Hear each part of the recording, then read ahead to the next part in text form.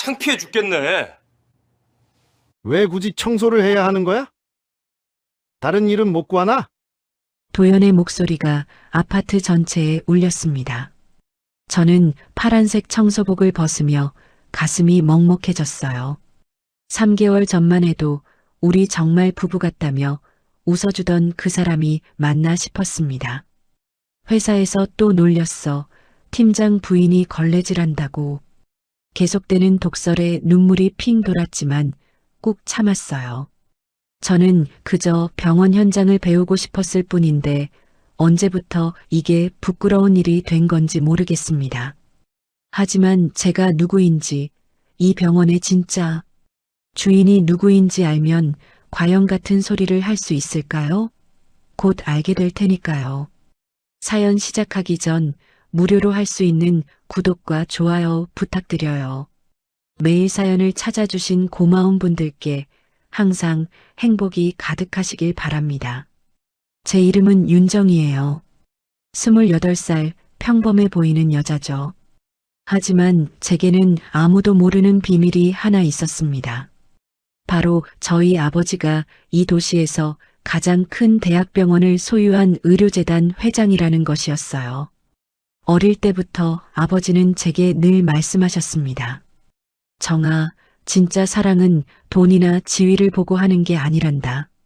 내가 정말 사랑받고 있는지 확인하려면 내 진짜 모습을 숨기고 만나봐야 해. 그때는 그 말이 무슨 뜻인지 잘 몰랐어요. 그냥 아버지가 저를 너무 사랑해서 하시는 말씀인 줄로만 생각했습니다. 대학을 졸업한 후 저는 작은 출판사에서 편집자로 일하기 시작했어요. 아버지의 도움 없이 제 힘으로 취업한 첫 직장이었습니다. 월급은 적었지만 제가 번 돈으로 생활한다는 게 뿌듯했어요. 집도 원룸으로 구해서 혼자 살았습니다. 물론 아버지가 준비해둔 펜트하우스가 있었지만 저는 평범한 삶을 살고 싶었거든요. 그렇게 2년 정도 지났을 때 회사 근처 카페에서 도연 씨를 만났습니다. 32살이던 그는 중견 제약회사에서 영업팀장으로 일하고 계셨어요. 첫 만남은 정말 우연이었습니다. 제가 카페에서 원고를 보고 있는데 갑자기 비가 쏟아지기 시작했거든요. 우산이 없어서 발을 동동 구르고 있는데 도연 씨가 다가와서 우산을 씌워주셨어요. 괜찮으세요? 혹시 어디까지 가세요? 그의 목소리는 따뜻했고 눈빛도 정말 진실해 보였어요. 그날 이후로 우리는 자주 만나게 됐습니다. 도연 씨는 제가 작은 출판사에서 일한다고 하니까 힘들 텐데 대단하시네요 라며 진심으로 응원해 주셨어요. 제 꿈이나 생각을 들어주시고 항상 격려의 말을 해주셨습니다. 6개월 정도 만나면서 저는 도연 씨가 정말 좋은 사람이라고 확신하게 됐어요. 제 집안 배경이나 경제적 능력을 전혀 모르는 상태에서도 저를 진심으로 아껴주셨거든요. 가끔 비싼 식당에 가자고 하면 아껴야 해. 우리 둘 다 월급쟁이인데라며 웃으시곤 했어요. 그런 모습이 더욱 믿음직스러웠습니다. 어느 날 도연 씨가 프로포즈를 하셨어요. 한강공원에서 치킨을 먹으면서 정아야, 나랑 결혼해 줄래? 많이 못 줄지도 모르지만 평생 너만 사랑할게라고 하셨습니다. 그 순간 제 마음속에서 뭔가 확신이 섰어요. 이 사람이야말로 아버지가 말씀하신 진짜 사랑을 주는 사람이구나 싶었거든요. 하지만 결혼을 결정하기 전에 아버지께 말씀드려야 했어요. 그날 밤 집에 가서 아버지께 도연 씨 이야기를 했습니다. 아빠, 저 결혼하고 싶은 사람이 생겼어요. 정말 좋은 사람이에요. 아버지는 잠깐 생각하시더니 이렇게 말씀하셨습니다. 그래, 그럼 마지막 테스트를 해보자. 결혼 후에도 계속 내 신분을 숨기는 거야. 그 사람이 정말 널 사랑하는지 아니면 조건을 사랑하는지 확실히 알아보자꾸나. 솔직히 그 조건이 좀 무거웠어요. 결혼 후에도 계속 거짓말을 해야 한다는 게 마음에 걸렸거든요. 하지만 아버지의 말씀도 일리가 있었습니다. 제가 재벌가 딸이라는 걸 알면 도연 씨의 마음이 변할 수도 있잖아요. 그래서 저는 도연 씨에게 제 진짜 집안 사정을 숨기기로 했어요. 결혼식도 작게 하자고 했고 신혼집도 전세로 구한 작은 아파트였습니다. 도연 씨는 미안해, 더 좋은 곳에서 살게 해주지 못해서라고 하셨지만 저는 정말 행복했어요. 이 모든 게 진짜 사랑으로 이루어진 것 같아서요. 결혼 초기 몇 달은 정말 달콤했습니다. 도연 씨는 매일 아침 저보다 일찍 일어나서 아침밥을 차려주셨어요. 내 아내가 고생하면 안 되지라며 웃으시는 모습이 너무 다정했습니다. 주말에는 함께 장을 보러 가면서 우리 정말 부부 같다며 기뻐하시곤 했어요. 하지만 시간이 조금씩 지나면서 뭔가 달라지기 시작했어요. 도연 씨 회사에서 승진 기회가 생겼는데 임원들과의 만남이 늘어났습니다. 그러다 보니 자연스럽게 다른 팀장들의 부인들과 비교하게 되신 것 같았어요. 정아야, 김 팀장 부인은 대기업 다닌다던데. 박 팀장 부인은 원래 집안이 괜찮다더라. 이런 말씀을 하실 때마다 제 마음이 조금씩 무거워졌어요. 혹시 도연 씨가 제 평범한 배경 때문에 부담을 느끼시는 건 아닐까 싶었거든요. 그래서 저는 더욱 열심히 살림을 하고 도연 씨를 뒷받침해 드리려고 노력했습니다. 그러던 중 아버지가 제안을 하나 하셨어요. 정아, 병원에서 일해보지 않을래? 물론 신부는 계속 숨기고 말이야. 현장 경험을 쌓는 것도 나쁘지 않을 것 같은데. 처음에는 좀 망설였어요. 왜 굳이 병원에서 일을 해야 하나 싶었거든요. 하지만 아버지의 다음 말씀을 듣고 마음이 바뀌었습니다. 언젠가 너도 이 병원을 물려받을 텐데 현장을 모르면 진짜 경영자가 될 수 없어. 환자들의 마음도 직원들의 고충도 직접 경험해 봐야 한다. 그 말씀이 정말 와닿았어요. 저는 단순히 재벌 2세로 살고 싶지 않았거든요. 진짜로 사람들에게 도움이 되는 일을 하고 싶었습니다. 병원은 사람의 생명을 다루는 곳이니까 더욱 제대로 배우고 싶었어요. 그래서 저는 아버지 병원에서 환경미화원으로 일하기 시작했습니다. 물론 도연 씨께는 생활비 보탬이 되고 싶어서 아르바이트를 시작했다고만 말씀드렸어요. 실제로는 아버지가 운영하는 병원이지만 아무도 그 사실을 알면 안 됐거든요. 첫 출근 날 파란색 유니폼을 입고 청소 도구를 들었을 때의 기분은 정말 묘했어요. 평생 누군가가 제 뒤치다꺼리를 해주는 삶을 살았는데 이제는 제가 다른 사람들을 위해 뒷정리를 하는 거였으니까요. 하지만 이상하게 뿌듯했어요. 진짜 노동의 가치를 배우고 있다는 생각이 들었거든요. 처음 며칠은 정말 힘들었어요. 하루 종일 걸레질하고 쓰레기 치우고 하니까 온몸이 쑤셨습니다. 손톱 밑에는 늘 때가 끼어 있었고 무릎도 자주 아팠어요. 하지만 환자분들이나 보호자분들이 고생 많으세요. 감사합니다라고 말씀해 주실 때마다 마음이 따뜻해졌어요. 도연 씨는 처음에는 제가 일하는 것을 이해해 주셨어요. 고생하지만 우리 가게에도 도움이 되니까 괜찮아. 힘들면 언제든 그만둬도 되라고 하셨거든요. 그때는 정말 고마웠어요. 제 남편이 이렇게 이해심 깊은 사람이구나 싶었습니다. 하지만 2개월 정도 지나면서 분위기가 조금씩 달라지기 시작했어요. 도연 씨 회사에서 임원 승진을 위한 심사가 시작됐거든요. 다른 후보들과 경쟁을 해야 하는 상황이었죠. 그러다 보니 자연스럽게 다른 사람들과 비교하게 되셨나 봐요. 정아야, 오늘 회사에서 좀 곤란한 일이 있었어. 어느 날 퇴근하신 도연 씨가 어둑한 표정으로 말씀하셨어요. 무슨 일인지 물어보니 회사 동료가 제 일에 대해 언급했다고 하시더라고요. 도연이 부인 요즘 병원에서 청소 일한다면서 힘들겠네라는 식으로요. 그 얘기를 들을 때 저는 뭔가 불편한 기분이 들었어요. 청소일이 왜 곤란한 일이 되는 건지 이해할 수 없었거든요. 하지만 도연 씨의 입장에서 생각해 보니 승진을 앞둔 상황에서 부담스러우실 수도 있겠다는 생각이 들었어요. 미안해요. 제가 조심스럽게 했어야 했는데. 하지만 도연 씨는 아니야. 내가 잘못한 게 아니야. 그냥 조금 신경 쓰이는 것 뿐이야 라고 하셨어요. 그때는 그냥 일시적인 스트레스인 줄 알았어요. 승진 심사가 끝나면 다시 예전처럼 돌아갈 거라고 생각했습니다. 하지만 시간이 지날수록 도연 씨의 태도는 더 미묘해졌어요. 제가 청소복을 입고 집을 나갈 때마다 복잡한 표정을 지으시곤 했어요. 혹시 회사 사람들이 보면 어쩌지?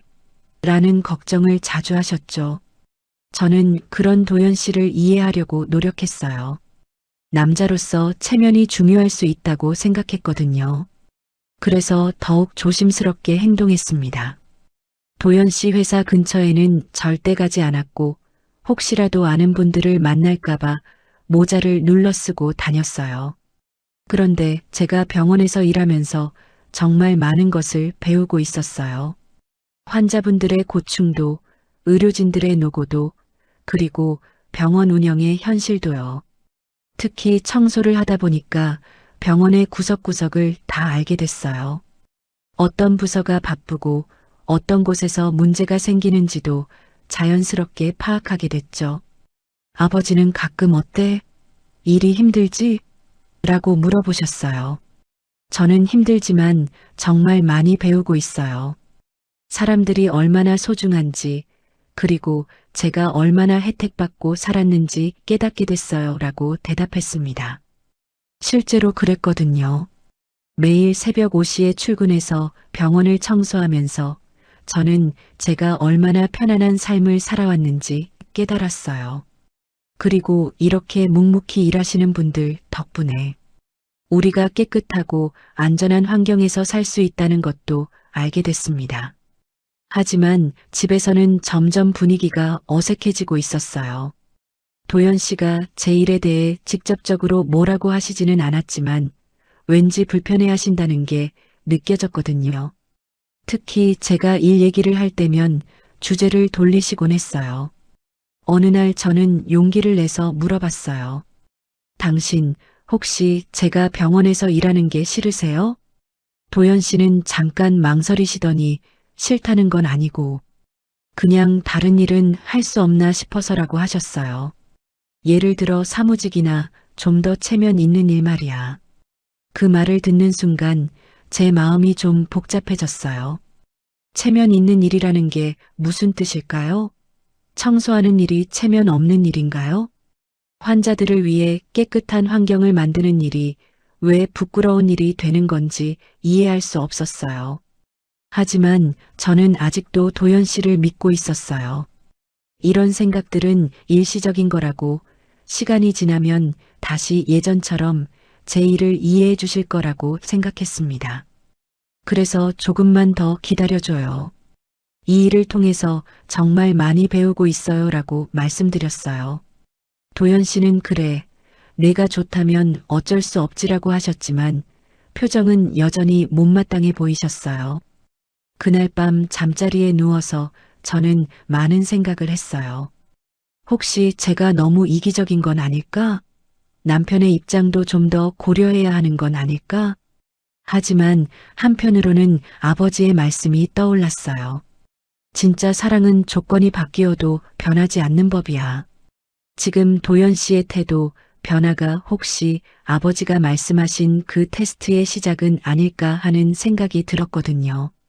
그렇게 첫 3개월이 지나갔어요. 저는 여전히 병원에서 열심히 일했고 도연 씨는 승진 심사를 준비하고 계셨어요. 겉으로는 평범한 신혼부부의 모습이었지만 뭔가 미묘한 균열이 시작되고 있다는 걸 저도 느끼고 있었습니다.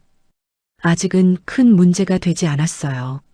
하지만 제 마음 한구석에는 불안감이 자리 잡고 있었어요.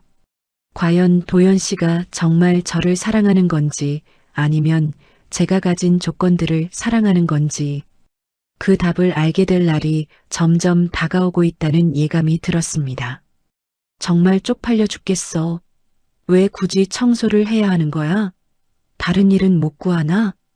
도연의 목소리가 아파트 전체에 울렸습니다. 저는 파란색 청소복을 벗으며 가슴이 먹먹해졌어요. 3개월 전만 해도 우리 정말 부부 같다며 웃어주던 그 사람이 맞나 싶었습니다. 그날은 특히 힘든 하루였어요. 병원에서 응급환자가 많이 들어와서 평소보다 2배나 바쁘게 일했거든요. 수술실 앞 복도를 청소하다가 한 할머니께서 제 손을 잡고 고맙다, 덕분에 깨끗하네라고 말씀해 주셨을 때는 정말 뿌듯했어요. 이런 작은 감사 인사가 제게는 큰 힘이 됐습니다. 하지만 집에 돌아오니 도연의 얼굴이 시커멓게 변해 있었어요. 평소보다 훨씬 일찍 퇴근해 있더라고요. 뭔가 안 좋은 일이 있었나 보다 싶어서 오늘 무슨 일 있었어요? 라고 물어봤는데 대답 대신 폭발하듯 화를 내시더라고요.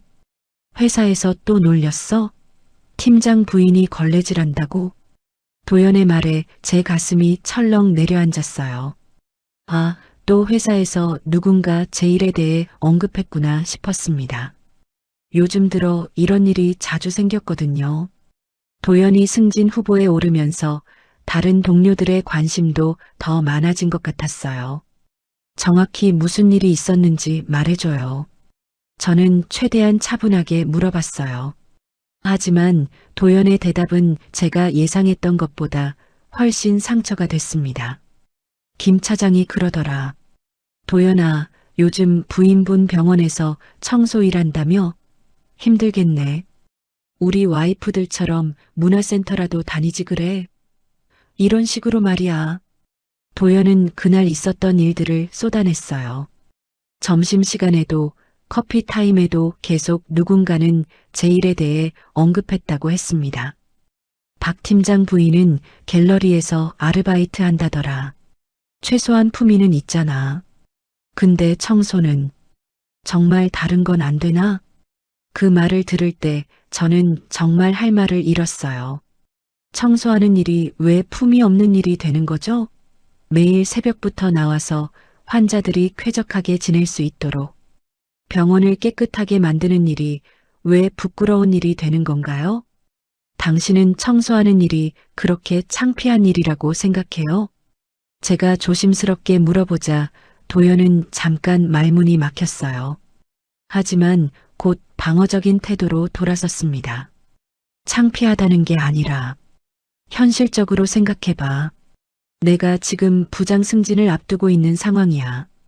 다른 후보들과 경쟁해야 하는데 이런 식으로 뒤에서 수군거리면 도움이 될까? 그럼 어떻게 하면 좋을까요? 저는 진심으로 물어봤어요. 하지만 도연의 대답은 예상보다 훨씬 직접적이었어요. 그만둬. 일단 내 승진이 확정될 때까지만이라도. 그 말을 들은 순간 저는 정말 당황했어요. 그만두라고요? 제가 이 일을 통해서 얼마나 많은 것을 배우고 있는지는 전혀 고려하지 않은 채로요? 잠깐만요. 제가 이 일을 왜 시작했는지 기억해요? 단순히 돈벌이가 아니라 뭔가 의미 있는 일을 하고 싶어서였잖아요. 저는 필사적으로 설명했어요. 하지만 도연은 점점 더 짜증스러운 표정을 지었어요. 의미? 정아야, 우리가 신혼인데 남편 체면도 생각 좀 해봐. 내가 회사에서 얼마나 위축되는지 알아? 그날 밤 저는 많은 생각을 했어요. 아버지가 했던 말씀이 계속 떠올랐어요. 정아야, 진짜 사랑하는 사람은 내가 어떤 일을 하든 너를 응원해 줄 거야. 조건이나 체면 때문에 사랑이 변한다면 그건 진짜 사랑이 아니란다. 다음 날부터 도연의 태도는 더욱 차가워졌어요. 아침에 제가 청소복을 챙길 때마다 한숨을 쉬셨고 저녁에 퇴근해서 돌아와도 피곤하다며 먼저 방으로 들어가시곤 했어요. 예전처럼 하루 있었던 일들을 서로 나누는 시간도 사라졌죠. 일주일 후 도연이 다시 말을 꺼냈어요. 정아야, 진짜로 한 번만 생각해봐. 정리를 하고 싶으면 다른 일을 알아보자. 카페 아르바이트든 아니면 학원 강사든. 왜 굳이 다른 일을 해야 해요? 지금 일이 좋은데요. 제 대답에 도연은 답답하다는 듯이 한숨을 쉬었어요. 좋기는 뭐가 좋아? 하루 종일 걸레질하고 화장실 청소하는 게? 네, 좋아요. 환자분들이 고맙다고 인사해 주실 때, 제가 청소한 곳에서 누군가 편안해 하실 때 정말 뿌듯해요. 저는 진심을 담아 말했어요. 하지만 도연은 그런 제 마음을 전혀 이해하지 못하는 것 같았어요. 정아야, 너 혹시 병원에서 다른 목적이 있는 거 아니야? 갑자기 이상한 질문을 하더라고요. 무슨 뜻이에요? 아니야, 그냥.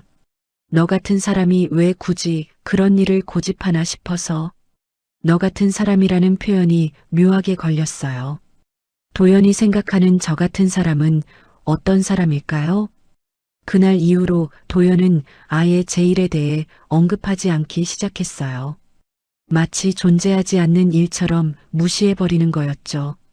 제가 힘들었던 일이나 재미있었던 일을 말해도 시큰둥한 반응만 보이셨어요. 도연은 회사 일에만 집중하는 것 같았어요. 승진을 위해서 평일에도 늦게까지 일하고 주말에도 골프 약속이나 회사 사람들과의 모임에 나가곤 했죠. 저는 점점 혼자 있는 시간이 많아졌어요.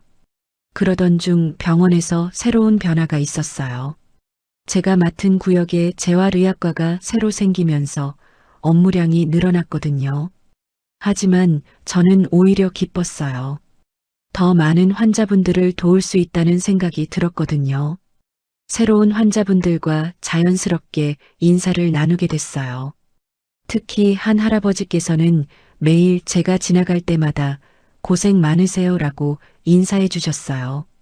어느 날은 한 할머니께서 재활치료를 마치고 힘들어 하실 때 물을 가져다 드렸더니 고맙네, 우리 딸 같아라고 제 손을 꼭 잡고 말씀하시더라고요. 집에 돌아와서 도연에게 그 이야기를 했어요. 하지만 도연의 반응은 여전히 시큰둥했어요. 그래, 뿌듯하겠네. 한마디로 끝이었어요. 그러던 어느 날 도연이 평소보다 훨씬 기분 좋아 보이는 모습으로 집에 왔어요. 병원 쪽 거래처 담당으로 발령받았어. 이번 기회에 큰 성과를 낼 수 있을 것 같아. 저도 덩달아 기뻤죠. 혹시 이번 기회를 통해서 도연의 스트레스가 줄어들고 다시 예전처럼 제 일을 이해해 줄 수 있을까 하는 기대도 했어요. 하지만 그 기대는 오래가지 않았어요. 병원 관련 일을 하게 되면서 도연은 오히려 제 일에 대해 더욱 민감해졌거든요. 정아야, 혹시 너 일하는 병원이 어디야? 지금까지 구체적으로 어느 병원인지는 말한 적이 없었거든요. 저는 순간 당황했어요. 왜 갑자기 궁금해해요? 혹시 내가 담당하는 병원이면 곤란해서. 결국 저는 대학병원이에요라고 대답했어요. 도연은 잠깐 생각하더니 다행히 우리 회사 거래처는 아니네라고 안도의 한숨을 쉬었어요. 그 순간 저는 정말 서글펐어요. 제가 일하는 곳이 남편 회사와 관계없다는 게 다행이라고 표현하다니. 저는 언제부터 이렇게 피해야 할 존재가 되어버린 걸까요? 그날 밤 저는 아버지가 해주신 말씀을 다시 떠올렸어요. 진짜 사랑은 조건이 바뀌어도 변하지 않는다. 과연 도연의 사랑이 진짜였을까요? 한 가지 확실한 건 앞으로 더 큰 시험이 기다리고 있을 거라는 예감이 들었어요. 를 했어요. 할머니께서 얼마나 고마워하셨는지, 제가 얼마나 뿌듯했는지 말이에요. 하지만 도연의 반응은 여전히 시큰둥했어요. 그래, 뿌듯하겠네. 한마디로 끝이었어요. 예전 같았으면 우리 아내가 정말 착하네, 고생한다, 이런 말이라도 해주셨을 텐데, 이제는 그런 관심조차 보이지 않으시더라고요. 저는 점점 혼란스러워졌어요. 제가 정말 잘못하고 있는 걸까요? 남편의 승진을 위해서 제가 희생해야 하는 걸까요? 아니면 제 신념을 지켜가는 게 맞는 걸까요? 그러던 어느 날 도연이 평소보다 훨씬 기분 좋아 보이는 모습으로 집에 왔어요. 뭔가 좋은 일이 있었나 보다 싶어서 물어봤더니 회사에서 새로운 프로젝트를 맡게 됐다고 하더라고요. 병원 쪽 거래처 담당으로 발령받았어. 이번 기회에 큰 성과를 낼 수 있을 것 같아. 도연이 그렇게 기뻐하는 모습을 본 건 정말 오랜만이었어요. 그래서 저도 덩달아 기뻐했죠. 혹시 이번 기회를 통해서 도연의 스트레스가 줄어들고 다시 예전처럼 제 일을 이해해 줄 수 있을까 하는 기대도 했어요. 하지만 그 기대는 오래가지 않았어요. 병원 관련 일을 하게 되면서 도연은 오히려 제 일에 대해 더욱 민감해졌거든요. 혹시 제가 일하는 병원과 관련이 있으면 어쩌나 하는 걱정이 생긴 것 같았어요. 정아야, 혹시 너 일하는 병원이 어디야? 어느 날 갑자기 도연이 물어봤어요. 지금까지 구체적으로 어느 병원인지는 말한 적이 없었거든요. 저는 순간 당황했어요. 아버지 병원이라고 말할 수는 없고, 그렇다고 거짓말을 할 수도 없고, 왜 갑자기 궁금해해요? 제가 되묻자 도연은 혹시 내가 담당하는 병원이면 곤란해서라고 답했어요. 그 말을 들으니 정말 복잡한 기분이 들었어요. 제가 곤란한 존재가 되어버린 걸까요? 결국 저는 대학병원이에요라고 대답했어요. 어차피 숨길 수도 없는 일이었으니까요. 도연은 잠깐 생각하더니 다행히 우리 회사 거래처는 아니네라고 안도의 한숨을 쉬었어요. 그 순간 저는 정말 서글펐어요. 제가 일하는 곳이 남편 회사와 관계없다는 게 다행이라고 표현하다니. 저는 언제부터 이렇게 피해야 할 존재가 되어버린 걸까요? 그날 밤 잠자리에 누워서 저는 아버지가 해주신 말씀을 다시 떠올렸어요. 진짜 사랑은 조건이 바뀌어도 변하지 않는다. 과연 도연의 사랑이 진짜였을까요?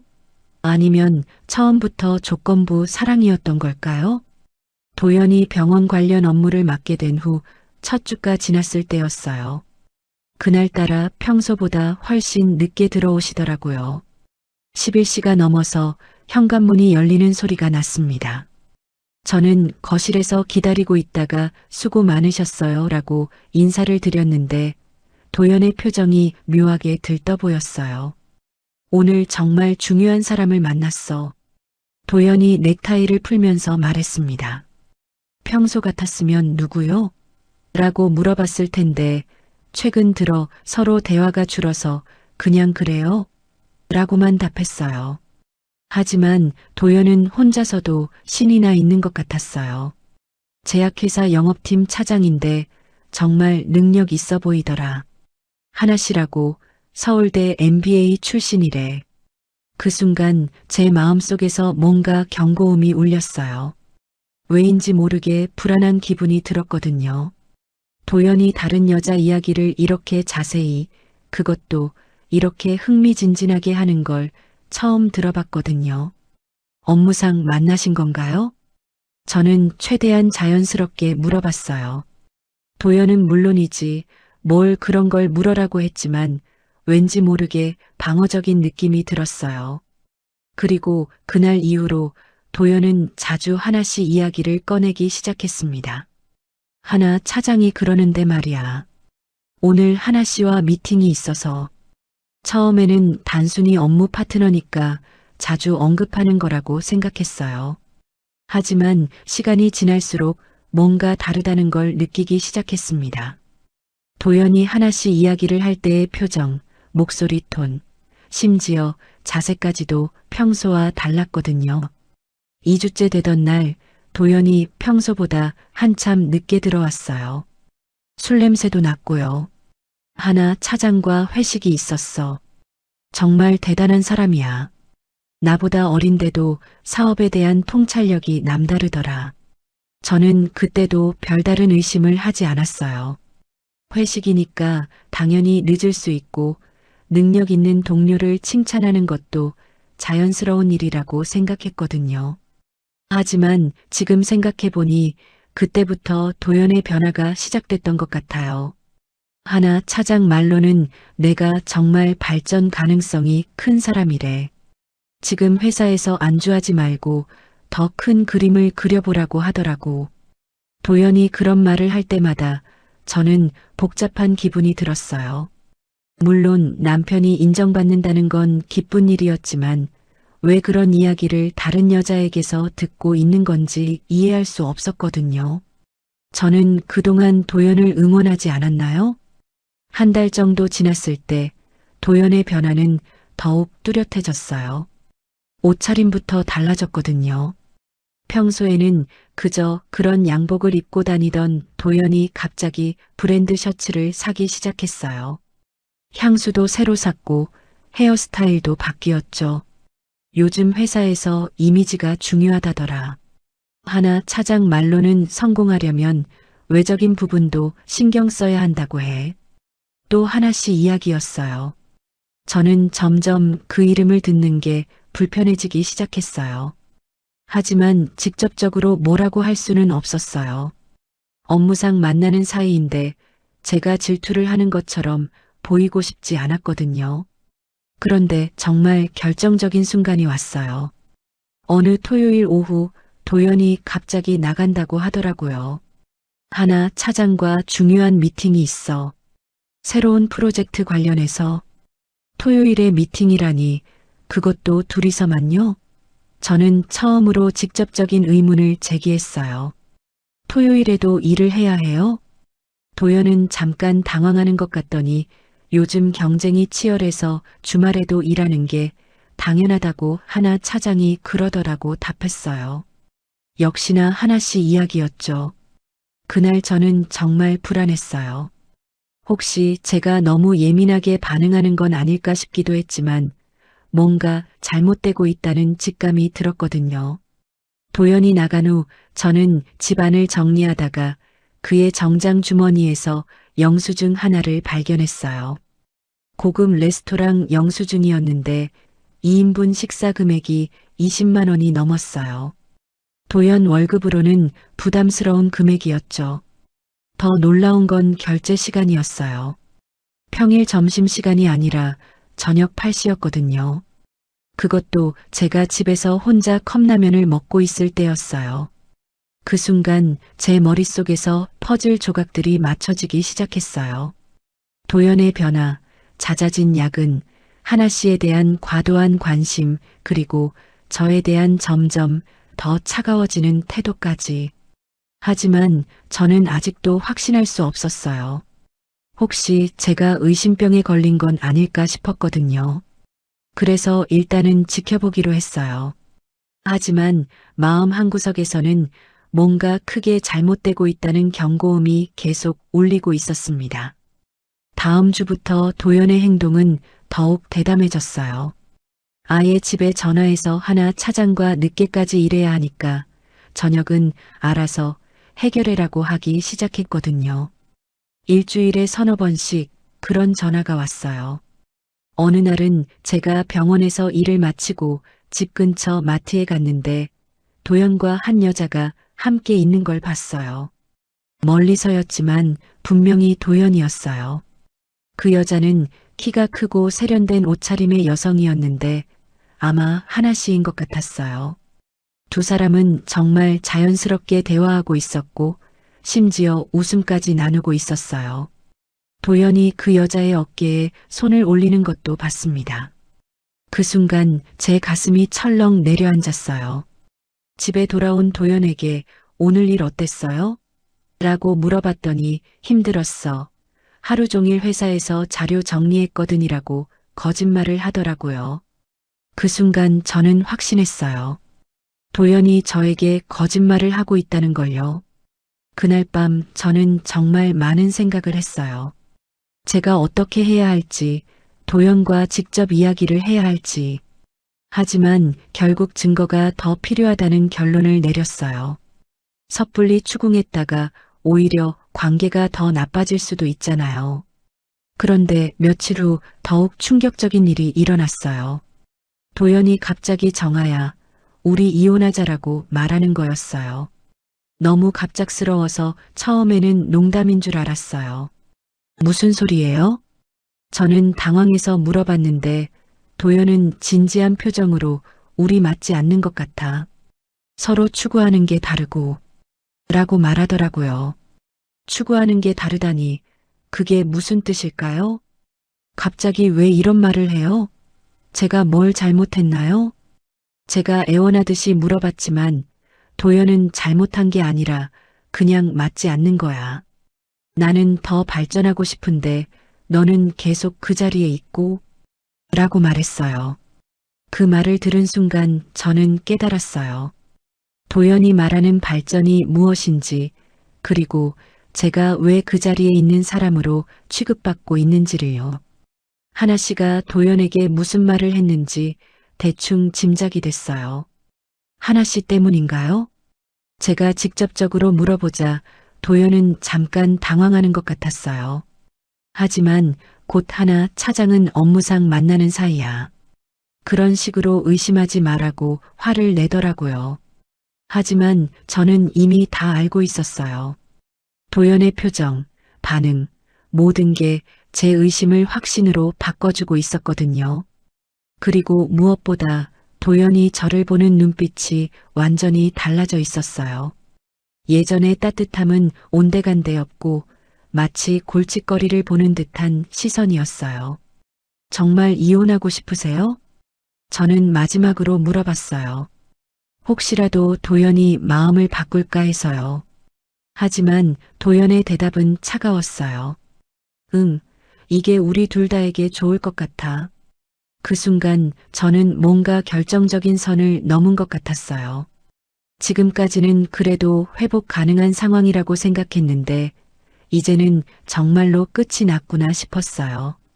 알겠어요. 저는 담담하게 대답했어요. 도연은 제가 이렇게 쉽게 동의할 줄 몰랐나 봐요. 잠깐 놀란 표정을 지었지만 곧 안도하는 것 같았어요. 그날 밤부터 저는 도연의 모든 행동을 관찰하기 시작했어요. 더 이상 사랑하는 남편으로서가 아니라 진실을 파헤쳐야 할 대상으로서요. 그리고 놀랍게도 증거들이 하나둘씩 드러나기 시작했어요. 도연은 이혼 이야기를 꺼낸 후 더욱 대담해졌어요. 아예 집에 들어오지 않는 날도 생겼고 들어와도 저와는 대화조차 하지 않았어요. 마치 저는 이미 존재하지 않는 사람처럼 취급했죠. 그런 도연을 보면서 저는 정말 많은 생각을 했어요. 이 사람이 정말 제가 사랑했던 그 도연이 맞나 싶었어요. 아니면 원래 이런 사람이었는데 제가 몰랐던 걸까요? 한편으로는 아버지의 말씀이 맞았구나 싶었어요. 진짜 사랑은 시험을 통해서만 확인할 수 있다고 하셨는데 지금 이 상황이 바로 그 시험이었던 거죠. 그리고 도연은 그 시험에서 완전히 낙제했어요. 하지만 저는 아직 포기하고 싶지 않았어요. 정확히는 포기할 수가 없었어요.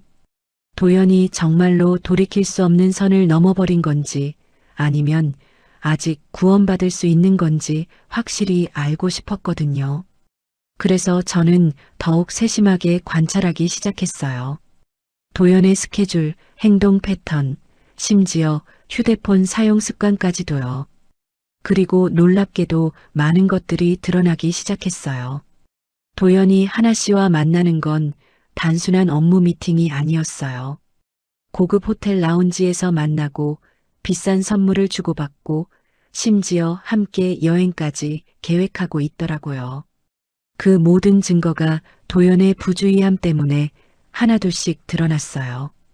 더욱 충격적인 건 도연이 하나 씨로부터 뭔가를 받고 있다는 사실이었어요. 갑자기 비싼 시계를 차고 다니기 시작했고 카드 사용 내역도 평소보다 훨씬 많아졌어요. 분명히 본인 돈이 아닌 다른 돈을 쓰고 있었어요. 그때서야 저는 진짜 심각성을 깨달았어요. 이건 단순한 불륜이 아니라 뭔가 더 큰 문제가 있는 것 같았거든요. 혹시 도연이 하나 씨로부터 뇌물 같은 걸 받고 있는 건 아닐까 하는 의심이 들었어요. 그래서 저는 더욱 조심스럽게 증거를 수집하기 시작했어요. 도연이 모르게 통화 내용을 녹음하고 만나는 장소를 확인하고 금전거래 내역까지 파악했어요. 제가 이런 일을 할 줄은 꿈에도 몰랐는데 상황이 저를 그렇게 만들었어요.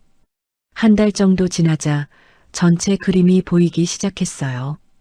도연은 하나 씨로부터 돈을 받고 병원 관련 정보를 제공하고 있었어요. 그리고 그 대가로 하나 씨와 불륜 관계를 맺고 있었고요. 정말 최악의 상황이었어요. 저는 그 모든 걸 확인하고서도 마지막 기회를 주고 싶었어요. 혹시라도 도연이 스스로 잘못을 깨닫고 돌아올까 해서요. 하지만 도연은 오히려 더욱 대담해졌어요. 빨리 이혼 서류 써. 새로운 시작을 하고 싶거든. 도연이 그렇게 말할 때 저는 정말 마음이 아팠어요. 하지만 동시에 각오도 섰어요. 이제 정말로 끝까지 가봐야겠다는 결심이 들었거든요. 알겠어요. 하지만 조건이 있어요. 제가 그렇게 말하자 도연은 무슨 조건? 이라고 물어봤어요. 저는 차분하게 대답했어요. 서로 깨끗하게 정리하고 헤어져요. 서로에게 상처 주지 말고. 사회차 마이너스 배신의 첫걸음. 도연이 이혼 이야기를 꺼낸 후 일주일이 지났을 때였어요. 그동안 저는 겉으로는 담담한 척했지만 속으로는 치밀하게 계획을 세우고 있었습니다. 도연의 모든 행동을 관찰하고 기록하기 시작했거든요. 그날 도연이 평소보다 일찍 들어왔어요. 그런데 표정이 묘하게 상기되어 있더라고요. 뭔가 좋은 일이 있었나 보다 싶어서 오늘 무슨 좋은 일 있었어요? 라고 물어봤더니 도연이 드디어 본심을 드러내기 시작했어요. 하나 차장이 나한테 정말 큰 기회를 줄 수 있다고 하더라. 병원 쪽 정보만 좀 알려주면 엄청난 수익을 낼 수 있는 프로젝트가 있다는 거야. 그 말을 들은 순간 제 등에 식은땀이 났어요. 병원 쪽 정보라니 설마 저를 이용하려는 건 아니겠죠? 하지만 도연의 다음 말이 제 예상을 확인해 줬어요. 너 병원에서 일하면서 뭔가 특별한 정보 같은 거 들은 적 없어? 새로운 의료 장비 들여온다든지 아니면 어떤 과가 확장된다든지. 저는 순간 말문이 막혔어요. 도연이 정말로 저를 정보원으로 이용하려고 하고 있다는 걸 깨달았거든요. 그동안 제 일을 그렇게 무시하고 창피해하더니 이제는 그 일을 이용해서 돈을 벌려고 하고 있었어요. 왜 갑자기 그런 걸 물어봐요? 제가 조심스럽게 물어보자 도연은 그냥 궁금해서라고 대답했지만 눈빛은 간절했어요.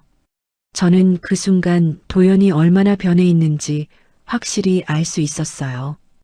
특별한 정보는 없어요. 저는 그냥 청소만 하는 걸요. 저는 일단 그렇게 대답했어요. 하지만 마음속으로는 도연이 정확히 무엇을 원하는지 그리고 하나 씨와 어떤 계획을 세우고 있는지 알아보기로 결심했어요. 다음 날부터 저는 더욱 주의 깊게 도연을 관찰했어요. 그리고 놀라운 사실을 발견했습니다. 도연이 제가 모르는 사이에 제 개인정보를 뒤지고 있었더라고요. 제 가방에서 병원 출입증을 꺼내서 사진을 찍은 흔적도 있었고요. 더 충격적인 건 도연이 제 일과를 파악하고 있다는 거였어요. 제가 어느 시간에 어떤 구역을 청소하는지, 어떤 부서 사람들과 대화를 나누는지까지 알고 있더라고요. 아마 몰래 따라다니면서 관찰한 것 같았어요.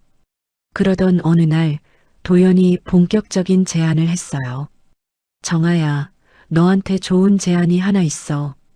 병원에서 일하면서 들은 이야기들 중에 괜찮은 정보가 있으면 나한테 말해줘. 그러면 우리도 좀 여유로워질 수 있을 거야. 무슨 뜻이에요? 하나 차장이 병원 관련 투자를 하는데 내부 정보가 있으면 더 정확한 판단을 할 수 있다는 거야. 물론 우리에게도 수수료를 준다고 하고. 그 순간 저는 도연이 완전히 선을 넘었다는 걸 깨달았어요.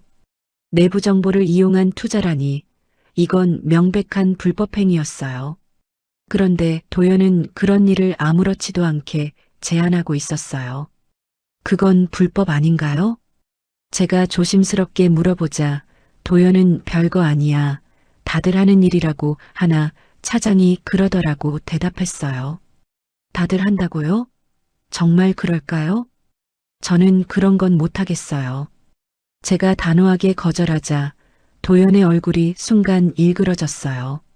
왜? 우리가 좀 더 나은 삶을 살 수 있는 기회인데. 그렇다고 해서 불법적인 일을 할 수는 없잖아요.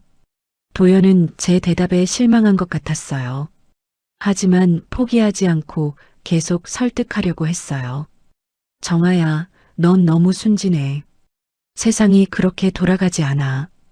기회가 왔을 때 잡아야 하는 거야. 그 말을 들으면서 저는 정말 슬펐어요. 도연이 저를 순진하다고 말하고 있었지만 정작 순진한 건 도연 자신이었어요. 하나 씨의 감언이설에 넘어가서 불법적인 일에 발을 담그려고 하고 있으니까요. 며칠 후 도연의 시도는 더욱 노골적이 되었어요. 오늘 병원에서 무슨 일 있었어? 새로운 장비 들어온다는 소식은 없고? 없어요. 의사들이나 간호사들 대화 중에 특별한 얘기는 안 나왔어? 그런 대화는 잘 안 들어요. 저는 계속 시치미를 떼었어요. 하지만 도연은 포기하지 않았어요. 심지어 구체적인 질문까지 하기 시작했어요.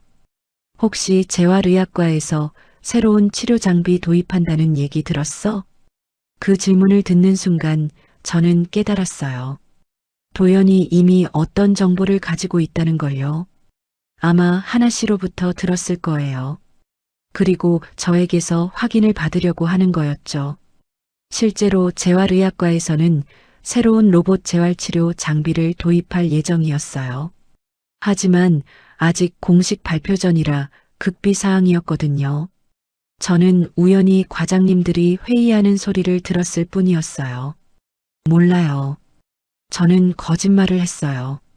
하지만 도연은 제 반응을 보고 뭔가를 확신한 것 같았어요. 그날 밤 도연은 오랫동안 전화 통화를 했는데 아마 하나 씨와 통화한 것 같았어요. 다음 날 아침 도연의 태도가 완전히 바뀌었어요. 갑자기 다정하게 굴기 시작한 거예요. 정아야, 어제는 내가 너무 다그쳤나? 미안해. 그러면서 제가 좋아하는 케이크까지 사다 주더라고요. 하지만 저는 이미 도연의 의도를 꿰뚫어 보고 있었어요. 정보를 얻기 위해서 저에게 잘 보이려는 거였죠. 오늘은 병원에서 좀 더 주의 깊게 관찰해봐. 혹시 중요한 정보가 있으면 나한테 알려줘. 우리 미래를 위해서. 우리 미래를 위해서라고요? 정말 웃기는 말이었어요. 도연은 이미 하나 씨와 미래를 계획하고 있으면서 저에게는 이런 거짓말을 하고 있었어요. 하지만 저는 일단 도연의 계획에 맞춰주기로 했어요. 어차피 저는 이미 모든 걸 알고 있었고 도연이 어디까지 갈 수 있는지 지켜보고 싶었거든요. 알겠어요. 주의 깊게 살펴볼게요. 제가 그렇게 대답하자 도연은 정말 기뻐했어요. 마치 큰 성과를 이룬 것처럼요. 하지만 저는 이미 다른 계획을 세우고 있었어요. 그날부터 저는 도연에게 조금씩 가짜 정보를 흘려주기 시작했어요. 물론 아무것도 모르는 척하면서요. 오늘 간호사들이 새로운 장비 얘기를 하던데 정확히는 못 들었어요. 도연은 제 말 한마디 한마디에 집중했어요. 그리고 그 정보들을 바로 하나 씨에게 전달하는 것 같았어요. 저는 도연이 통화하는 모습을 지켜보면서 정말 한심하다는 생각이 들었어요. 한편으로는 제가 누구인지 밝힐 때가 다가오고 있다는 생각도 들었어요. 도연이 이렇게 계속 불법적인 일에 빠져든다면 언젠가는 큰 문제가 될 거였거든요. 그리고 그때가 되면 저는 더 이상 가만히 있을 수 없을 거였어요. 일주일 정도 지난 후 도연은 더욱 구체적인 요구를 하기 시작했어요. 정아야, 혹시 병원장실 근처를 청소할 때 중요한 서류나 대화를 본 적 있어? 병원장실이라니. 저는 그 말을 듣는 순간 소름이 돋았어요. 도연이 얼마나 위험한 일을 계획하고 있는지 깨달았거든요.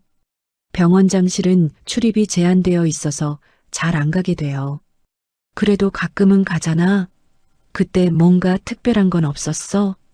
저는 그 순간 정말 화가 났어요. 도연이 저를 이렇게 이용하려고 하다니.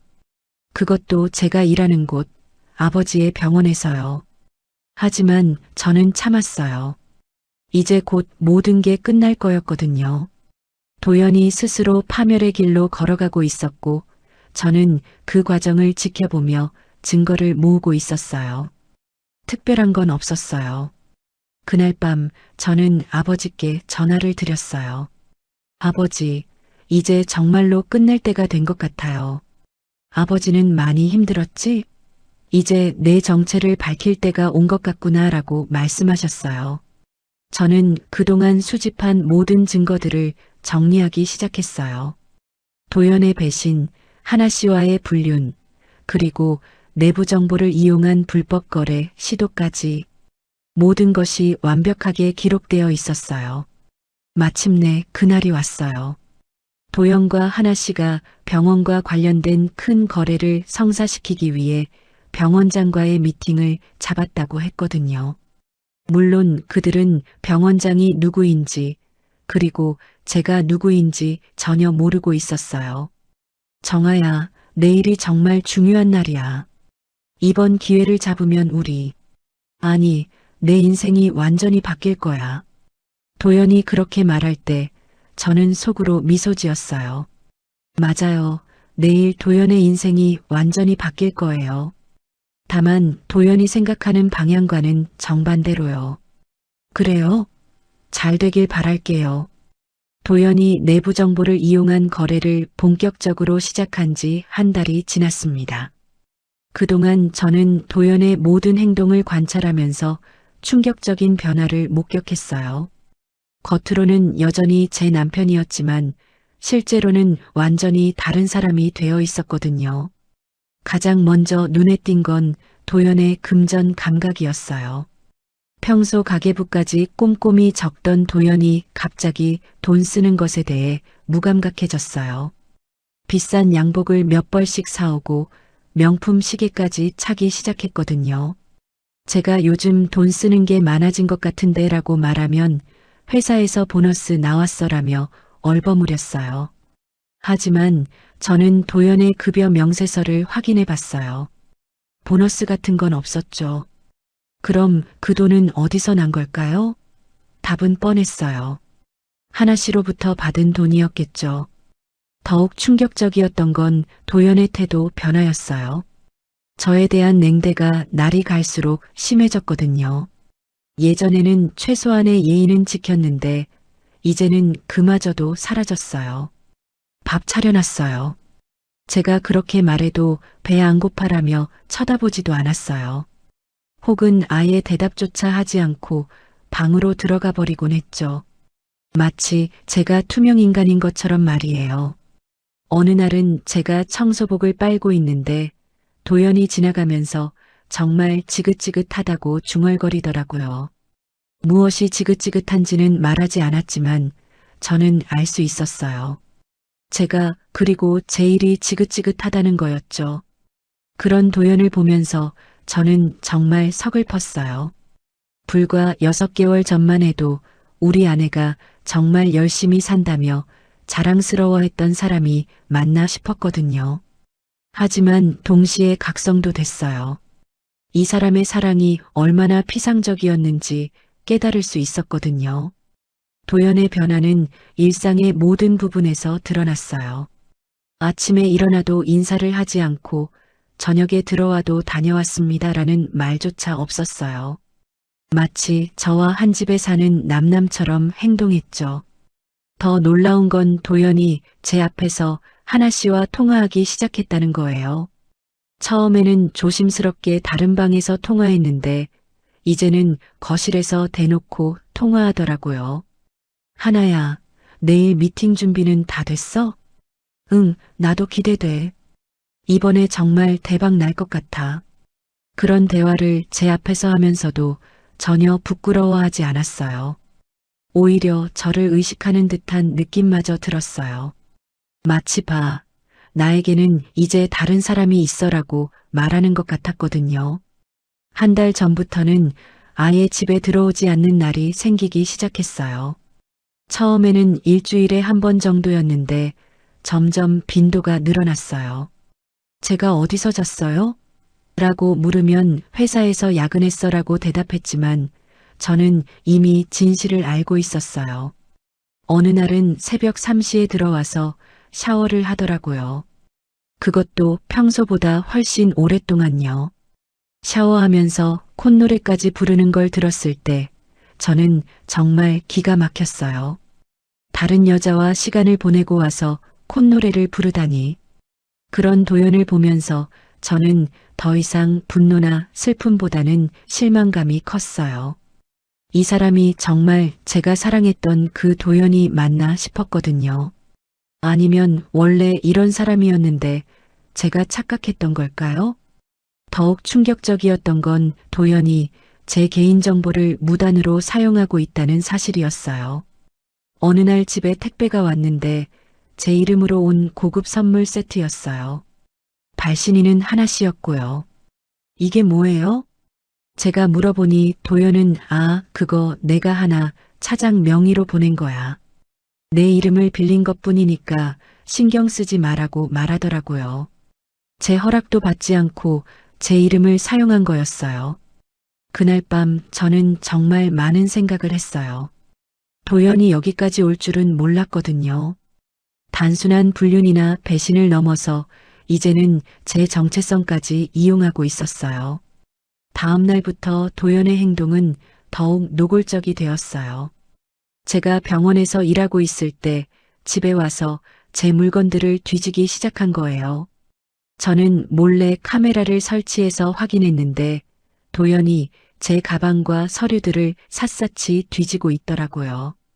아마 더 많은 내부 정보를 얻기 위해서였을 거예요. 하지만 당연히 찾을 수 있는 건 없었죠.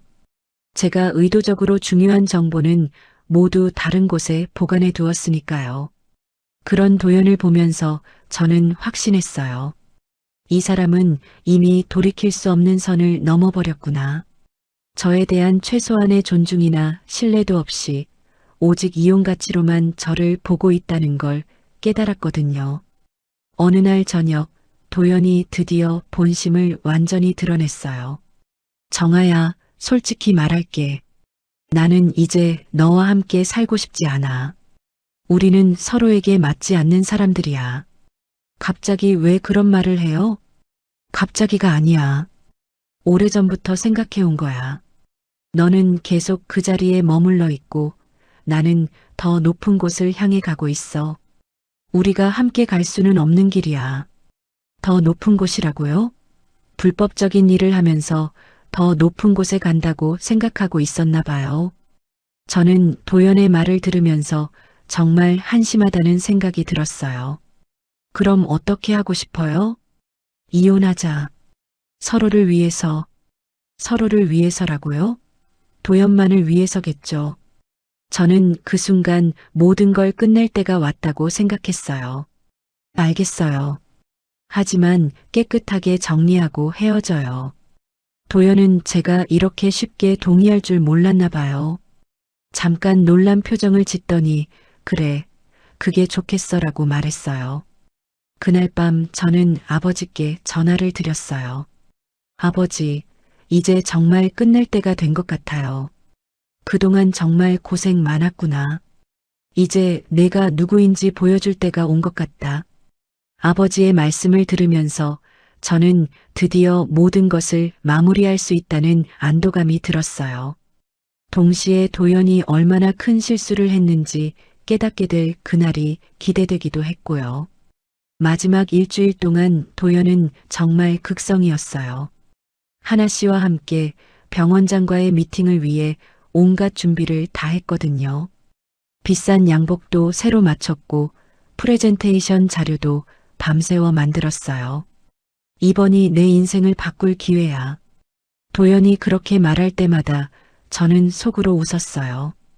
맞아요. 인생을 바꿀 기회겠죠. 다만 도연이 생각하는 방향과는 정반대로 말이에요. 마침내 그날이 왔어요.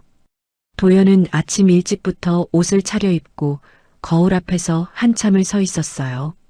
정말 중요한 날이라며 긴장하고 있더라고요. 잘 다녀와요. 제가 그렇게 말하자 도연은 응, 오늘 이후로는 모든 게 달라질 거야 라고 대답했어요. 정말 모든 게 달라질 거예요. 도연이 꿈에도 생각하지 못한 방향으로 말이에요. 저는 도연이 나간 후 옷을 갈아입기 시작했어요. 평소 입던 청소복이 아니라 정장으로요. 오늘은 제가 누구인지 보여줄 날이니까요. 거울 속의 제 모습을 보면서 저는 생각했어요. 그동안 정말 많은 것을 참고 견뎠구나. 하지만 이제는 모든 게 끝이에요. 도연은 곧 자신이 얼마나 큰 실수를 했는지 깨닫게 될 거예요. 도연이 이혼을 공식적으로 통보한 다음 날부터 저는 본격적인 증거 수집에 나섰습니다. 더 이상 망설일 이유가 없었어요. 도연이 스스로 선택한 길이니까요. 첫 번째로 확인한 건 도연의 금융거래 내역이었어요. 결혼 후 공동으로 관리하던 계좌가 있었는데 도연이 제 몰래 큰 금액을 인출하고 있었거든요.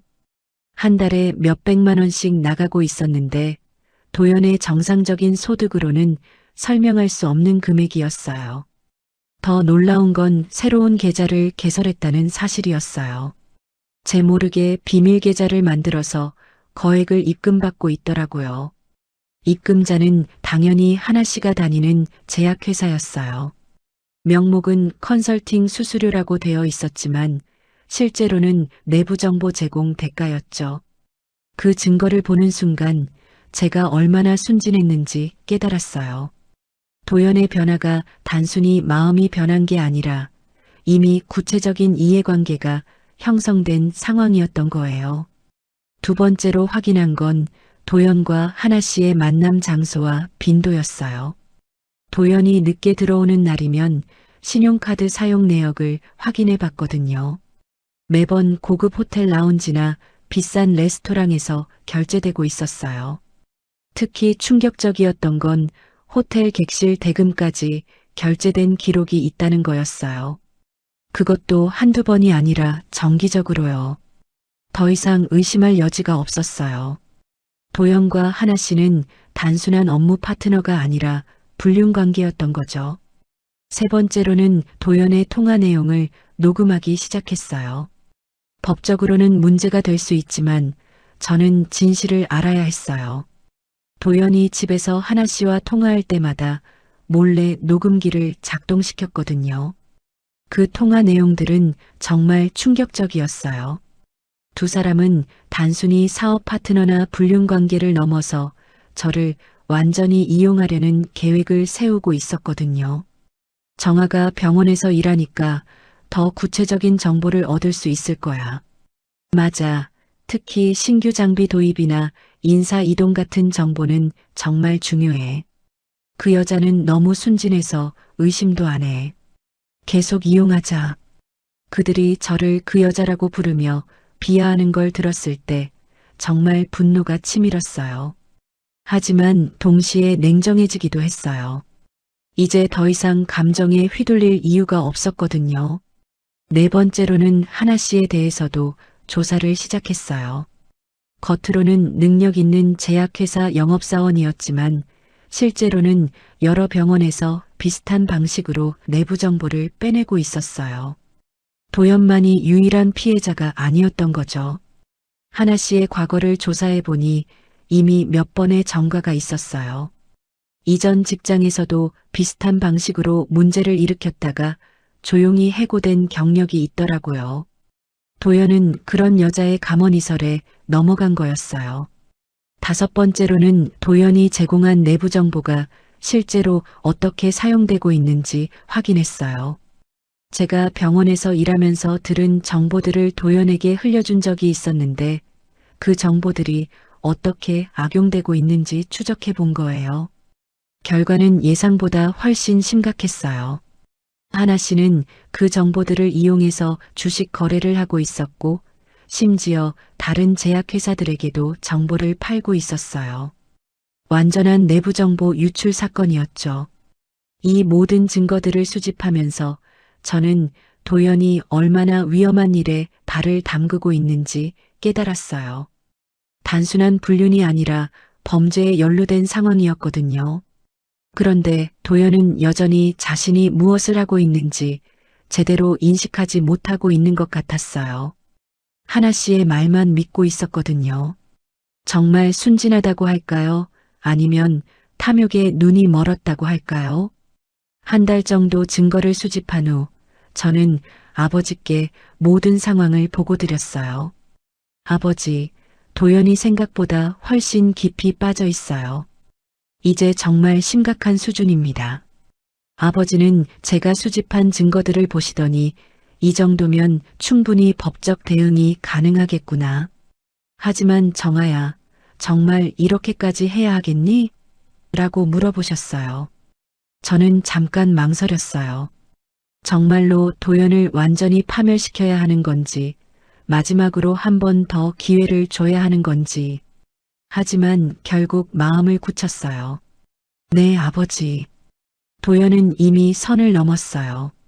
더 이상 되돌릴 수 없을 정도로요. 그 대화를 나눈 다음 날, 도연이 정말 충격적인 제안을 했어요. 정아야, 이혼하기 전에 마지막으로 부탁이 하나 있어. 내가 병원에서 들은 정보 중에 정말 중요한 게 있으면 나한테 알려줄래? 그러면 이혼 조건도 내게 유리하게 해줄 수 있어. 이혼 조건을 미끼로 저에게서 정보를 빼내려고 하다니. 저는 그 순간 도연에 대한 마지막 연민마저 사라지는 걸 느꼈어요. 무슨 정보요? 병원장이 누군지, 그리고 앞으로의 경영 계획 같은 거 말이야. 정말 중요한 거래가 성사될 수 있거든. 저는 그 말을 듣고 확신했어요. 도연과 하나 씨가 계획하고 있는 중요한 거래가 무엇인지 말이에요. 바로 저희 아버지, 즉 병원장과의 거래였던 거죠. 알겠어요. 알아봐 드릴게요. 저는 일단 그렇게 대답했어요. 하지만 마음속으로는 완전히 다른 계획을 세우고 있었어요. 도연이 원하는 병원장과의 만남을 성사시켜 주되 그들이 전혀 예상하지 못한 방향으로 끝내는 거였죠. 그날 밤 아버지와 최종 계획을 세웠어요. 아버지, 도연과 하나가 병원장과의 미팅을 원한다고 하네요. 그래. 그럼 그 미팅을 성사시켜 주자꾸나. 다만 그들이 예상하지 못한 방식으로 말이야. 저희는 구체적인 계획을 세웠어요. 도연과 하나 씨에게는 병원장과의 미팅 기회를 주되 그 자리에서 모든 진실을 밝히는 거였어요. 미팅 날짜가 정해진 후 도연은 정말 들뜨기 시작했어요. 매일 거울 앞에서 프레젠테이션 연습을 하고 비싼 양복도 새로 맞췄어요. 하나 씨와 통화하며 성공을 확신하는 모습도 자주 봤어요. 이번 기회를 잡으면 내 인생이 완전히 달라질 거야. 도연이 그렇게 말할 때마다 저는 속으로 동의했어요. 맞아요. 완전히 달라질 거예요. 다만 도연이 상상하는 방향과는 정반대로 말이에요. 미팅 전날 밤 도연은 흥분해서 잠들지 못했어요. 새벽까지 자료를 정리하고 예상 질문들에 대한 답변도 준비했어요. 정말 열심히였죠. 정아야, 고마워. 내가 도와줘서 이런 기회를 얻을 수 있었어. 도연이 그렇게 말할 때 저는 복잡한 기분이 들었어요. 고맙다고 하지만 실제로는 저를 이용한 거잖아요. 그것도 끝까지 저를 속이면서 말이에요. 별 말씀을요. 잘 되길 바라요. 저는 그렇게 대답했어요. 정말로 잘 되길 바랐어요. 진실이 밝혀지고 모든 것이 제자리를 찾는 방향으로 말이에요. 드디어 그날이 왔어요. 도연은 아침 일찍부터 정장을 차려입고 나섰어요. 마지막으로 거울을 보며 넥타이를 매만지는 모습이 참 안쓰럽기도 했어요. 자신이 무엇을 향해 걸어가고 있는지 전혀 모르고 있으니까요. 저도 옷을 갈아입기 시작했어요.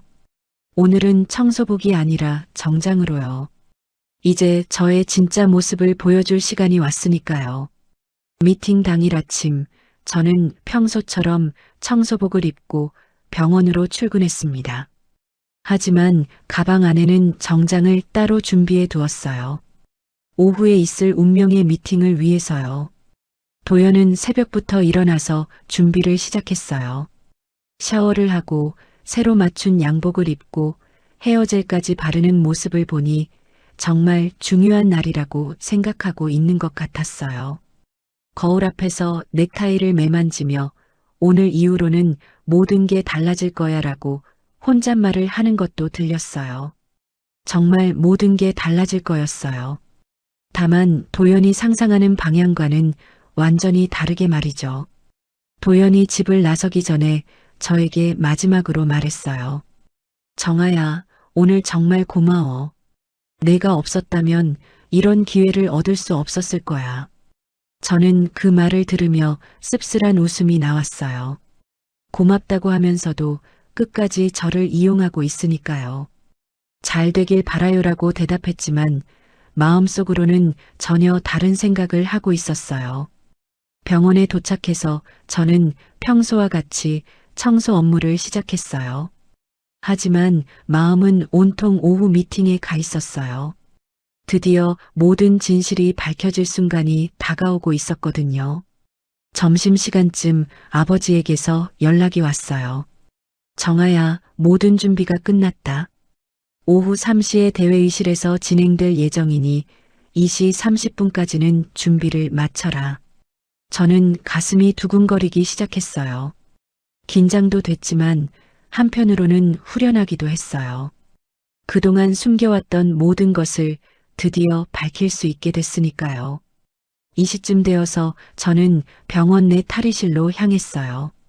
청소복을 벗고 정장으로 갈아입기 시작했어요. 검은색 정장 슈트와 하이힐, 그리고 머리도 단정하게 올렸어요. 거울 속 제 모습을 보니 평소의 청소원 윤정이 아니라 대학병원 운영본부장 윤정의 모습이었어요. 화장을 다시 하고 명함을 챙기는 동안 제 마음은 복잡했어요. 도연에 대한 분노도 있었지만 한편으로는 서글픔도 있었어요. 이렇게까지 해야 하나 싶기도 했거든요. 하지만 도연이 선택한 길이었어요. 2시 30분, 저는 대회의실 앞에 서 있었어요. 회의실 안에서는 이미 도연과 하나 씨가 기다리고 있었어요. 문틈으로 살짝 들여다보니 두 사람 모두 긴장한 표정이었지만 동시에 기대에 찬 모습이었어요. 오늘 정말 대박 날 것 같아. 하나 씨의 목소리가 들렸어요. 자신만만한 어조였어요. 도연도 그러게 이 병원 규모를 보니 정말 큰 거래가 가능할 것 같아라고 대답하고 있었어요. 저는 그 대화를 들으며 마지막으로 마음을 다잡았어요. 이제 정말로 끝낼 때가 왔구나 싶었어요. 3시 정각, 저는 회의실 문을 열고 들어갔어요. 도연과 하나 씨는 병원장이 들어오는 줄 알고 자리에서 일어났어요. 하지만 들어온 것은 저였죠. 도연의 얼굴이 순간 당황스러운 표정으로 변했어요. 정아야, 너 왜 여기 있어? 그리고 그 옷은? 하나 씨도 마찬가지로 놀란 표정이었어요. 아마 도연의 아내가 이런 곳에 나타날 줄은 예상하지 못했을 거예요. 저는 침착하게 회의실 맨 앞자리에 앉으며 명함 케이스를 꺼냈어요. 그리고 두 사람을 번갈아 보며 말했어요. 안녕하세요. 대학병원 운영본부장 윤정입니다. 명함을 테이블 위에 놓는 순간 회의실은 완전히 정적에 휩싸였어요. 도연의 얼굴이 하얗게 질렸고 하나 씨는 명함을 보고 또 저를 보고를 반복했어요. 그리고 이 병원 이사장이 제 아버지시죠. 저는 차분하게 덧붙였어요. 그 순간 도연이 의자에서 일어나려다 다시 주저앉았어요. 다리에 힘이 빠진 것 같았어요. 하나 씨가 먼저 정신을 차리고 잠깐, 이게 무슨 상황이에요? 라고 물어봤어요. 아직 완전히 이해하지 못하고 있는 것 같았어요. 저는 가방에서 준비해둔 파일을 꺼내 테이블 위에 놓았어요. 두 분이 지난 몇 개월 동안 계획하신 모든 것들이 정리되어 있어요. 내부 정보 거래, 뇌물 수수, 그리고 불륜까지 포함해서 말이에요. 파일을 열자 그동안 제가 수집한 모든 증거들이 나타났어요. 통화 녹음 파일, 금전거래 내역, 호텔 영수증, 그리고 두 사람의 만남 사진까지. 도연이 떨리는 목소리로 정아야, 이게 다 무슨 이라고 말하려 했지만 저는 손을 들어 제지했어요. 도연 씨, 아니, 이제는 거리를 두고 얘기하죠. 당신이 저를 그 여자라고 부르며 이용해온 지난 몇 개월을 생각하면 그게 맞는 것 같네요. 제가 그 여자라는 표현을 사용하자 도연의 얼굴이 더욱 창백해졌어요. 자신들의 통화가 녹음되었다는 걸 깨달은 거죠. 하나 씨는 아직도 상황 파악을 못하고 있는 것 같았어요. 잠깐, 그럼 당신이 정말 이 병원. 네, 제가 이 병원의 차기 경영자예요. 그리고 당신들이 그토록 만나고 싶어 했던 병원장의 딸이기도 하고요. 저는 벽에 걸린 아버지 사진을 가리켰어요. 하나 씨의 시선이 그쪽으로 향했고 그제야 모든 걸 이해한 것 같았어요. 그럼 그동안 네, 제가 다 알고 있었어요. 처음부터 끝까지 말이에요. 저는 파일에서 몇 장의 서류를 꺼내 보여줬어요. 이 서류들은 검찰에 이미 제출된 상태예요. 두 분의 불법 행위에 대한 고발장도 함께요. 그 말을 듣는 순간 하나 씨가 갑자기 일어나서 도망가려고 했어요. 하지만 회의실 문이 열리면서 몇 명의 남자들이 들어왔어요. 검찰 수사관들이었어요. 도연은 여전히 의자에 앉은 채로 멍하니 저를 바라보고 있었어요. 정아야, 너는 대체... 저는 처음부터 윤정이었어요. 다만 당신이 제 진짜 모습을 보려 하지 않았을 뿐이죠. 저는 마지막으로 도연을 바라보며 말했어요. 아버지가 늘 말씀하셨어요. 진짜 사랑은 조건이 바뀌어도 변하지 않는다고요. 하지만 당신의 사랑은 제가 청소 일을 시작하면서 변하기 시작했어요. 그리고 더 나은 조건의 여자를 만나자 완전히 사라져버렸죠.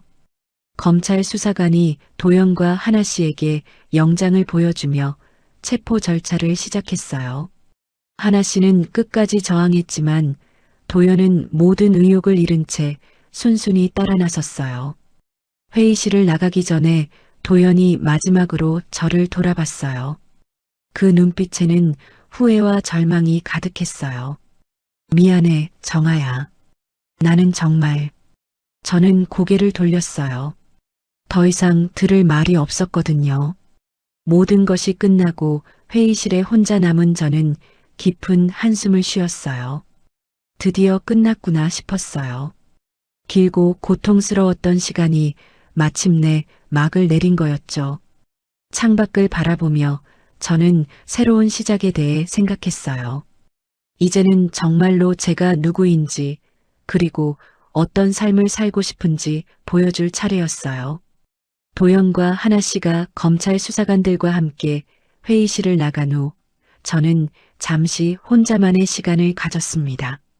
창밖으로 보이는 병원 정원을 바라보며 지난 1년을 되돌아봤어요. 정말 많은 일들이 있었구나 싶었습니다. 30분쯤 지났을 때 아버지께서 회의실로 들어오셨어요. 수고 많았구나, 정아야. 정말 힘들었을 텐데. 아버지의 따뜻한 목소리를 듣는 순간 그동안 참았던 감정들이 한꺼번에 올라왔어요. 눈물이 핑 돌았지만 꾹 참았습니다. 이제 정말 끝난 거죠? 그래, 이제 끝났다. 내가 정말 잘 해냈어. 아버지는 제 어깨에 손을 올리시며 말씀하셨어요. 그제야 저는 안도감을 느낄 수 있었습니다. 그날 오후 뉴스에서 사건이 보도되기 시작했어요. 제약회사 영업사원과 거래처 담당자, 병원 내부 정보 유출 혐의로 구속이라는 제목이 나왔습니다. 도연과 하나 씨의 얼굴이 모자이크 처리되어 방송되는 걸 보니 정말 실감이 났어요. 다음 날 아침 신문에는 더 자세한 내용이 실렸어요. 두 사람이 몇 개월에 걸쳐 내부 정보를 거래했고 그 과정에서 수천만 원의 부당이익을 취했다는 내용이었습니다. 기사 말미에는 피해 병원 측에서 적극적으로 수사에 협조하여 범행이 빨리 밝혀질 수 있었다고 되어 있었어요. 일주일 후 첫 번째 재판이 열렸습니다. 저는 증인으로 출석해야 했어요. 법정에서 도연을 다시 보는 순간 참 복잡한 기분이 들었어요. 수척해진 얼굴에 초라한 수감복을 입은 모습이 불과 몇 달 전에 당당했던 모습과는 너무 달랐거든요. 제가 증언석에 서자 도연이 저를 바라봤어요. 그 눈빛에는 원망도, 후회도, 절망도 모두 섞여 있었습니다. 하지만 저는 담담하게 준비한 증언을 했어요. 피고인은 결혼 생활 중 저를 속이고 불법적인 정보 거래에 이용했습니다. 그 과정에서 제가 근무하는 병원의 기밀 정보를 빼내려고 시도했고, 동시에 제3자와 불륜 관계를 유지했습니다. 재판부에서 피해자께서 이 모든 상황을 어떻게 파악하게 되셨나요? 라고 물어보자 저는 솔직하게 대답했어요. 저는 대학병원 이사장의 딸입니다. 결혼 당시 아버지의 권유로 신분을 숨기고 살았는데 그 과정에서 남편의 진짜 모습을 알게 된 것입니다. 그 순간 방청석에서 웅성거림이 일어났어요. 도연은 고개를 푹 숙이고 있었고 하나 씨는 믿을 수 없다는 표정으로 저를 바라보고 있었어요. 재판은 예상보다 빨리 끝났어요. 증거가 너무 명확했거든요. 도연은 업무상 배임과 정보 유출 혐의로 징역 2년, 하나 씨는 뇌물공여와 공동정범으로 징역 3년을 선고받았습니다. 판결이 나온 후 법정을 나서는 길에 도연이 저를 불렀어요. 정아야, 잠깐만. 저는 돌아보지 않았어요. 더 이상 들을 말이 없었거든요. 그 대신 변호사를 통해 메시지를 전달했어요. 이혼 절차는 조속히 진행하겠습니다. 한 달 후 이혼이 성사됐습니다. 재산 분할은 거의 없었어요. 도연의 범죄 수익은 모두 몰수됐고 남은 건 전세 보증금 정도였거든요. 저는 그것도 다 포기했어요. 깨끗하게 정리하고 싶었거든요. 이혼 서류에 도장을 찍는 순간 저는 정말 자유로워진 기분이 들었어요. 그동안 얼마나 답답하게 살았는지 그제야 깨달았거든요. 사건이 정리된 후 저는 본격적으로 병원 경영에 참여하기 시작했어요. 그동안 현장에서 쌓은 경험이 정말 큰 도움이 됐습니다. 환자들의 불편사항이나 직원들의 애로사항을 누구보다 잘 알고 있었거든요. 특히 환경미화팀 직원들과의 관계는 특별했어요. 저와 함께 일했던 분들은 제 정체를 알고 나서도 여전히 편하게 대해주셨어요. 우리 윤정이가 이렇게 대단한 사람이었구나라며 오히려 자랑스러워 하셨죠. 본부장님, 그때 청소하시던 모습이 정말 열심히셨어요. 그래서 우리가 더 힘이 났거든요. 김아주머니께서 그렇게 말씀해 주실 때 저는 정말 뿌듯했어요. 제가 했던 일들이 헛되지 않았구나 싶었거든요. 6개월 후 저는 정식으로 병원 운영 본부장에 임명됐습니다. 직원들을 대상으로 한 첫 번째 전체 회의에서 저는 이렇게 말했어요. 저는 이 병원에서 환경미화원으로 일한 경험이 있습니다. 그 경험을 통해 이 병원의 모든 구석구석을 알게 됐고 무엇이 필요한지도 깨달았습니다. 앞으로는 그 경험을 바탕으로 모든 직원이 자부심을 가지고 일할 수 있는 병원을 만들겠습니다.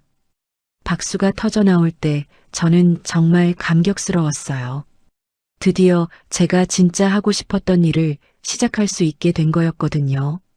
1년이 지난 후 저는 우연히 도연의 소식을 들었어요. 출소한 후 건설 현장에서 일하고 있다고 했습니다. 하나 씨는 아직 복역 중이라고 했고요. 처음에는 안타깝다는 생각도 들었어요. 하지만 곧 그것도 도연이 선택한 길이라고 생각했습니다. 모든 사람은 자신의 선택에 대해 책임을 져야 하니까요. 어느 날 병원을 순회하던 중 응급실에서 한 가족을 봤어요. 할아버지가 응급처치를 받고 계시는데 손자가 옆에서 울고 있더라고요. 그 모습을 보니 예전에 청소하면서 만났던 환자 가족들이 떠올랐어요. 그때 깨달았어요. 제가 정말 하고 싶었던 일이 무엇인지를요. 단순히 병원을 경영하는 게 아니라 이곳에 오는 모든 사람들이 따뜻함을 느낄 수 있는 공간을 만드는 것이었어요. 지금 저는 매일 아침 일찍 병원에 나와서 여러 부서를 둘러봅니다. 때로는 환경미화팀과 함께 청소를 하기도 해요. 직원들은 처음엔 놀랐지만 이제는 자연스럽게 받아들여요. 본부장님, 오늘도 함께 해주시네요. 네, 이 일이 좋아서요. 함께해서 더 의미 있어요. 그렇게 대답할 때마다 저는 정말 행복합니다. 이제야 진짜 제 자리를 찾은 것 같거든요. 도연과의 결혼 생활을 되돌아보면 후회는 없어요. 그 시간을 통해서 제가 정말 원하는 게 무엇인지, 그리고 진짜 사랑이 무엇인지 배울 수 있었으니까요. 진짜 사랑은 조건이나 지위에 따라 변하는 게 아니라 그 사람의 진심을 보고 하는 것이라는 아버지의 말씀이 맞았어요. 언젠가 그런 사랑을 해주는 사람을 만날 수 있을 거라고 믿어요. 지금의 저는 과거 그 어느 때보다 충실하고 의미 있는 삶을 살고 있습니다. 매일 새로운 도전이 있고 그 도전을 통해 성장하고 있어요. 무엇보다 제 일에 자부심을 가지고 있어요. 청소 일을 할 때도 지금 경영 일을 할 때도 마찬가지예요. 중요한 건 어떤 일을 하느냐가 아니라 그 일을 통해 누군가에게 도움이 되고 있느냐는 거였어요. 오늘도 저는 병원을 둘러보며 생각합니다. 이곳에 오는 모든 사람들이 치료뿐만 아니라 마음의 위로도 받을 수 있다면 얼마나 좋을까요? 그것이 바로 제가 꿈꾸는 병원의 모습입니다.